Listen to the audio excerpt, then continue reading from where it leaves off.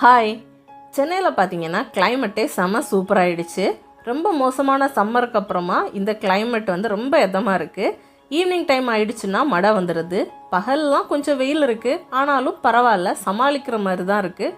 ரொம்ப நல்ல கிளைமேட்டாக இருக்கிறதுனால ஈவினிங் ஆனதுமே ஏதாவது சாட் ஐட்டம்ஸ் இல்லை பஜ்ஜி போண்டா ஒரு சூடான டீ இப்படி குடிக்கணும்னு ரொம்ப ஆசையாக இருந்தது. அதனால இன்றைக்கு மத்தியானம் கொஞ்சம் பட்டாணி எடுத்து மசால் பூரி செய்யலாம் அப்படின்னு சொல்லிட்டு ஊற வச்சுருந்தேன்.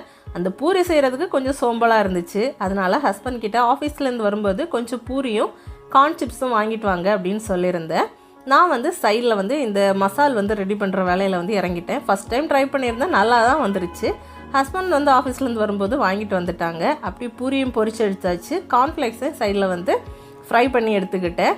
அதுக்கப்புறமா பூரி எல்லாத்தையும் உடச்சி போட்டு அது மேலே இந்த சூடான மசாலா விட்டு கொஞ்சம் ஆனியன், அதுக்கு மேலே வந்து கொஞ்சமாக கொத்தமல்லி எல்லாம் தூவி சாப்பிட்டா அட்டகாசமாக இருந்துச்சு.